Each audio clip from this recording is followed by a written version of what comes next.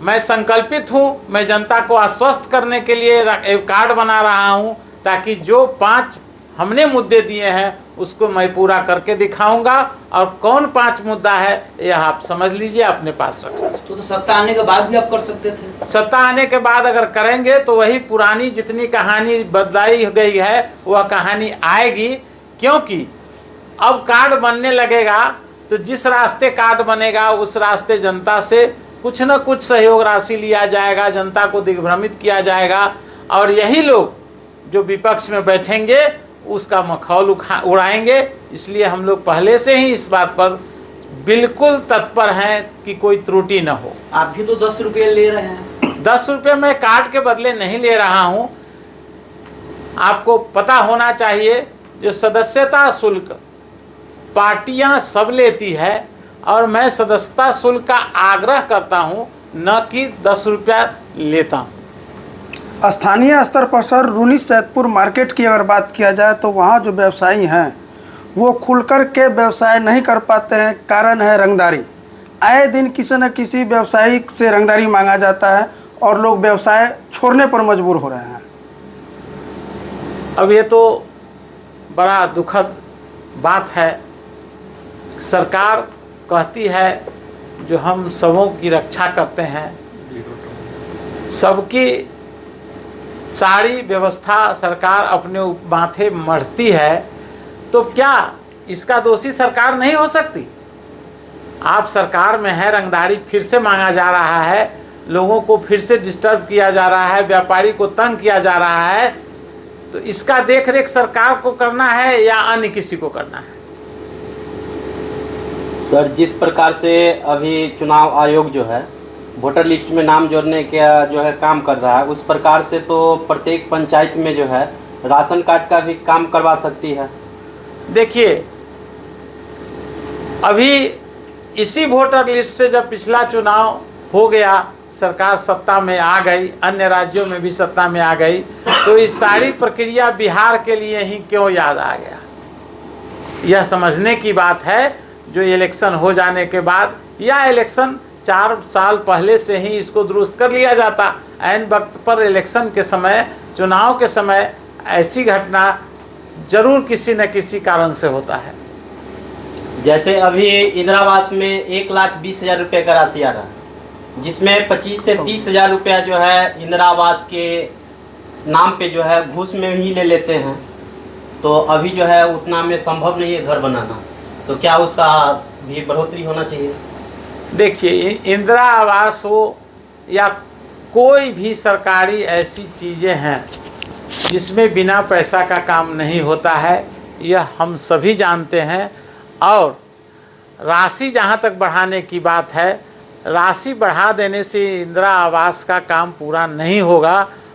उसके लिए फिर आम जनता को उत्साहित होना होगा आगे बदलाव की स्थिति में। जब 5 मुद्दे हमारे हैं, इसीलिए इस सब मुद्दा से अलग हमारा मुद्दा है, ताकि स्वतः विकास बिहार का हो जाए और इस सब व्यवस्था को दूर कर दिया जाए। आपकी सरकार आएगी तो करप्शन फ्री हो जाएगा क्या?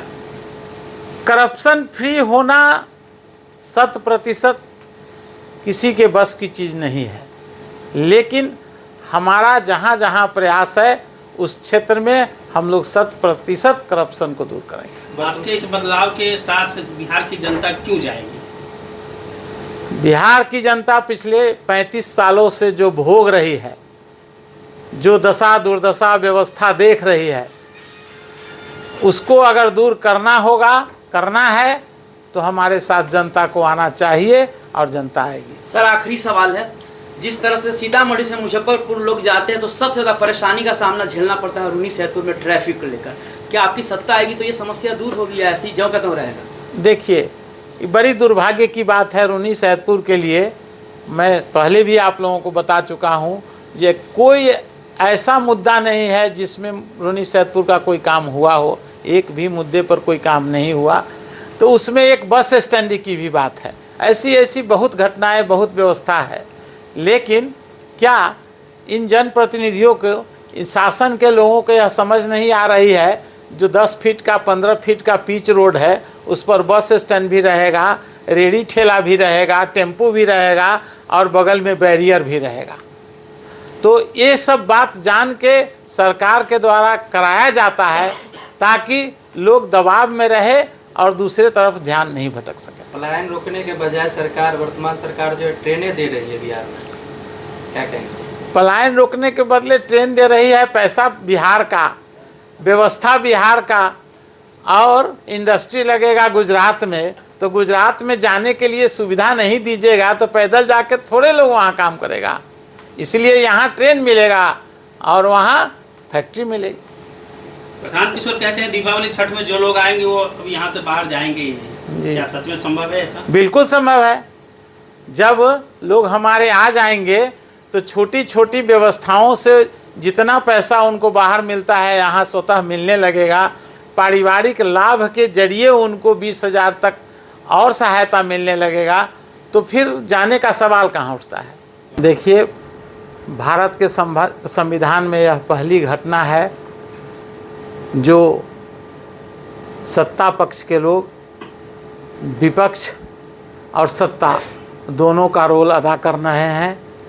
वही लोग विपक्ष का रोल अदा करेंगे और पक्ष का रोल अदा करेंगे, यह देखने को रूनी सैदपुर में हम लोग को मिल गया। उस दिन की घटना बहुत शर्मनाक है। एनडीए के कुछ गुंडा तत्व जो 10-20 की संख्या में थे, उस सरेआम खुले रोड पर गुंडागर्दी कर रहे थे और प्रशासन के लोग एक भी वहाँ ऐसे नहीं थे जो हमारा चौथा स्तंभ, जो मीडिया के भाई थे हमारे, उनकी रक्षा कर सके और उनके प्रतिष्ठा को संभाल सके। वहाँ पर ड्राइवर को भी थप्पड़ मारा गया, सरेआम थप्पड़ मारा गया। ड्राइवर को थप्पड़ मारा गया, वह तो देखने में आया। और दूसरी बात, सरकार के लोगों को शर्म आनी चाहिए कि जो 10-20 लोग थे उसमें अधिकांश लोग नशे में थे और नशे के हाल में रूनी सैदपुर के बेलसन चौक पर उन लोगों ने तांडव किया। इसका कोई प्रतिकार न सरकार के तरफ से, न शासन के तरफ से, न आम जनता के तरफ से। मंडल अध्यक्ष के रहते हुए एक कांड हुआ। देखिए, मंडल अध्यक्ष की बदतमीजी हमने सुनी और इसका शुरुआत मंडल अध्यक्ष ने ही किया, जिसको उनके कुछ सहयोगी जो कुछ टोपी वाले लोग तथाकथित नेता थे, सब के सब गुंडा हैं, कोई नेता नहीं है और सब गुंडा ही वहाँ अपना दर्शाना चाह रहे थे।